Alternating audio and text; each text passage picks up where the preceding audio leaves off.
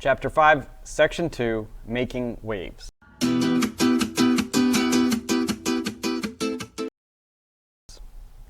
First, let's go over some of our vocabulary that's going to show up in this section.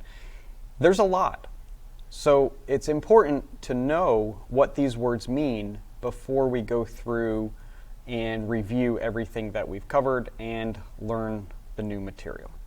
Starting up, we have a wave is a transfer of energy.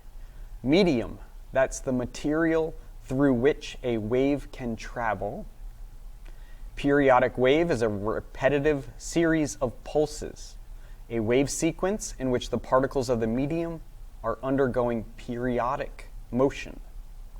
A crest is the highest point of displacement of a wave. The trough is the lowest point of displacement of the wave. And amplitude is the maximum displacement of a particle as a wave passes, otherwise known as the height of the wave. Could be in the positive direction or in the negative direction. So it could be your crest or it could be your trough. Next, we have wavelength, which is the distance between two identical points in consecutive cycles. What that may mean is crest to crest or trough to trough or beginning of a wave to the next beginning of the wave. Frequency is the number of waves produced per unit time. So per minute, per second, per hour, the number of waves produced per second is what we typically will be dealing with throughout this section. The inverse of frequency, so the flipped version, is the period. And the period is the time that it takes for one wave cycle. A transverse wave is a wave in which motion of a medium is perpendicular to the direction of the motion of the wave.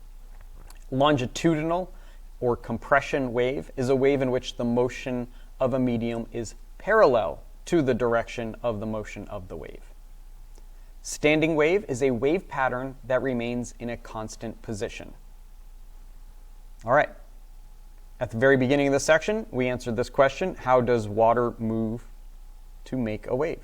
Hopefully by the time you finish this section or this series of videos, you'll be able to answer that with some confidence.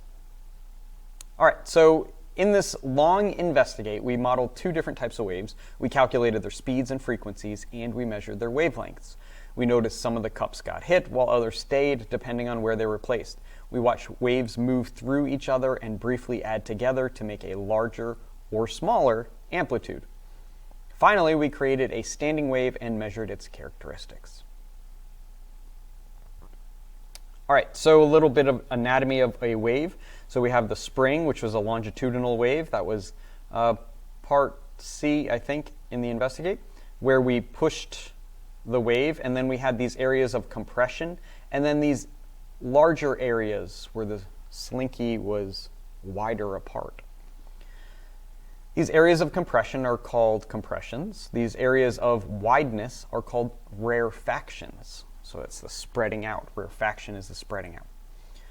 For the transverse wave, when we move the slinky up and down, or perpendicular to its motion, that's when we got this very familiar sine-looking wave. We call this sine-looking wave sinusoidal. All right, so the amplitude is the maximum displacement from the rest position.